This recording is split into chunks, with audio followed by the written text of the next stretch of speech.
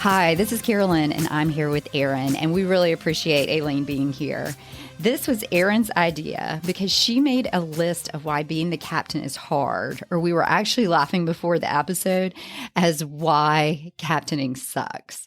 Both Erin and Aileen have captained multiple teams each year for over a decade. So, Erin, do you want to start with your list? So I wrote some notes down and I'm just going to ask you a couple questions, what you think. So I think one of the worst parts of captaining is picking the team. Do you agree with that? Yeah. For me personally, we work out of a country club setting, and the first part of the team is pretty easy because we don't even have 15 people at our club that are at that level, and our roster limitations are at 15. Right. So everybody at that rating gets a spot.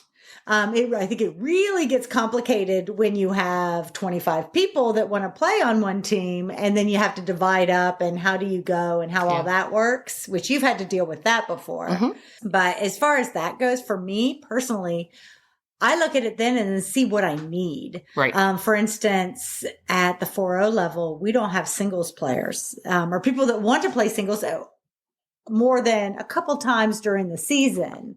And so when I look to fill, again, I don't have a huge pool of 4-0s to go after. I go to the 3-5s and I have to look for singles players. So that's actually one of the things that I was thinking of. So I played at the same club as Aileen and Carolyn forever and ever. It's my soft spot will always be my home. But I'm at another club now where we have a bigger pool of people to choose from. Mm-hmm. But sometimes it seems unfair to put a 3-5 on a 4-0 team when a 4-0 might need a spot. Mm-hmm. But it is sort of one of those things, like I might have a 3-5 that's a better singles player or wants to play singles every week or is dedicated. And I think, generally the reason why I wanted to do this episode was just to let people know, like, there are a lot of people that just pick their friends or pick who they like or, whatever, but it is very strategic. And I think some people that have never captained before don't realize that there is a lot of thought that goes into it. And it's not just like, I'm just a jerk of a captain because I put a 3-5 on a team and I just didn't want that 4-0. That might not necessarily be the case. No, not at all. Especially because you also don't want to take the 4-0s who obviously can't play 3-5. Right. And True. Put them on singles courts when they really don't want to be there. I mean, this is for fun. That's what it all amounts to. I mean, this is recreational. Yeah. So you don't would you even sign up if you had to play singles when you didn't want anything to do with singles? Right. Or your body wouldn't take singles anymore or whatever the reason. Then. Yeah. And that's a good point. Like captaining sucks. Because you have to remember exactly what you said, which is it is for fun. And so you don't want to make it not fun you don't want to make someone else's experience not fun when they're paying to be there, they're paying to be part of a club or, even part of their city courts or whatever. So it's just not an easy job. That's why. I even stopped captaining for, I think just a year or two at 40 plus when I had 2 singles courts because I didn't have the singles players and I had to put somebody who didn't want to be there all the time. And it's like, and then they were miserable and made me miserable. And it's just, you hated to send out those lineups knowing someone's going to be upset and you try to pass it around. But some people, they had double knee replacement. Okay. Now you can't put them on a singles court. I'm sorry. Right. Right. You'd love to pass it around, but So we're just getting into spring, coming up into spring, and I am going to captain a team reluctantly. Normally I only captain summer singles because I only need 3 people each week. But this year I'm going to do a spring team. But so I'm starting to pool my players to find out who they like to play with, who they feel comfortable on a court with, who they feel like they could win with. Cause you want to win. The whole point is to have fun, but also winning is fun. Mm-hmm. It makes for fun. So I'm trying to pull my players to ask them who they play well with and who they feel like they don't play well with. And I was at a practice the other day and I walked out with these 2 women and I said, hey, have you emailed us yet your preferences? And they said, well, I feel bad saying who, you just put me wherever. And I said, no, if we're going to go for wins, we need to know from you. And we won't necessarily share that information, but, that's another part that just kind of sucks about being a captain because you need to have people be honest with you about who they feel comfortable with and who they might be the best of friends, but they might not play well together, And I think people say, oh, you can put me with anybody. And they genuinely want to just be a team player and are happy with that. And that's great. But for all those out there, when you do that, it actually kind of makes it harder. And usually the people that are so easygoing and easy to captain are those people. And yet you don't want to put them maybe with a weaker player or somebody that's more difficult to pair or things like that, because you really need them to say, I would love to play with these people. These would be my top 3 choices, not just one. I'll only play with this person. We have those people too. Don't get me wrong. Yeah, but I would love to play with name 3 or 4 names. Right. But I'm happy to play with anybody. Right. Don't hesitate to put me with anybody on the team, and I'm good. That's a better way to say it, that at least gives us some guidance on where you're thinking. Yeah. Yeah. That's the best team player right there. Yeah.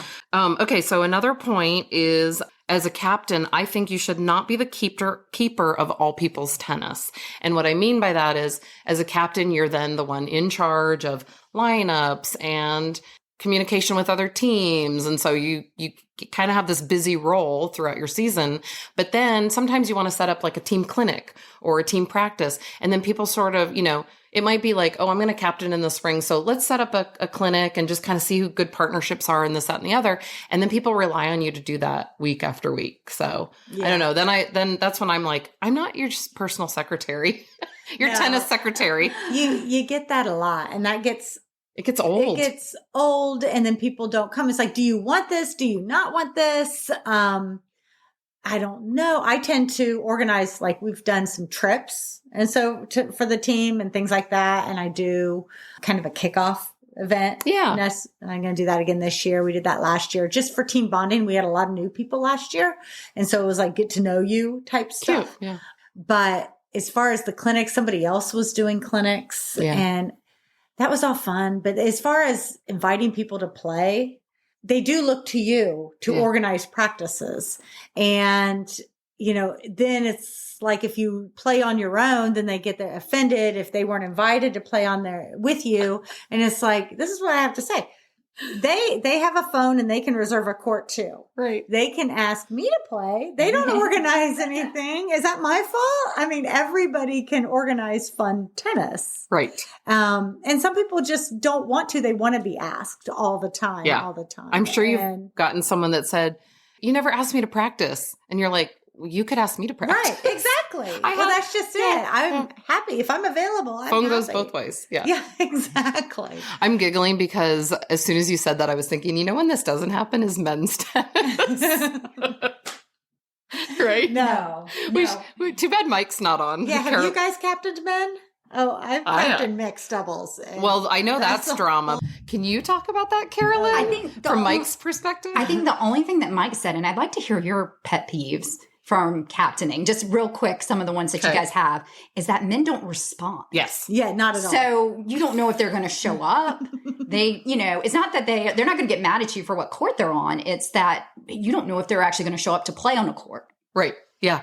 Oh, yeah. I have, for my mixed teams, I have to call one guy, and then he asks another guy on the team because he's going to he'll respond to him, but he won't respond to me.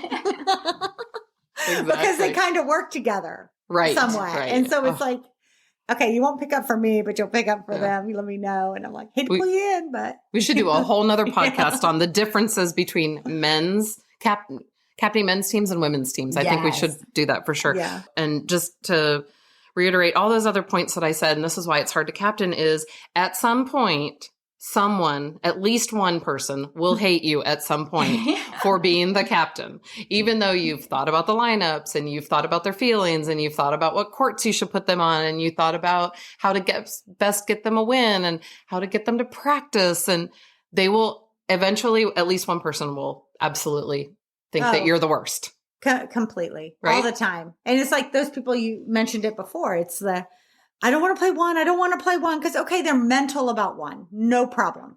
And then, so I keep them on 3. They're getting wins. They're not killing people. Right. They might lose a couple, but they're getting some wins. So they're successful. We're good there. That's kind of how I think about it. Okay. You always try to get people to have a successful season. Yes. That's what you want. Yeah. And, but then I had somebody come up to me and it's like, we can play a higher chord. Right. We can play 1. Yeah. Like, why aren't you putting me on 1? Because you specifically said not to, and you're barely pulling out 3. Yeah. But, that kind of thing. But Yep. It's why captaining sucks. you do the best you can. And you don't get paid. Yeah. Like, Exactly. Yeah. There's no glory in it unless you take a team to Oh my playoffs and then you take them to states but even in that there's going to be someone's going to be upset at some point. But. Honestly, my 2 cents on that is 3rd place is a beautiful place to be, Yes. where you don't have to go to states. You don't have to go playoffs. but you had a winning season. But you've had a winning season. Everybody's successful because people change when they go to. When it gets competitive, more and more competitive. Agreed. Yes. Yeah.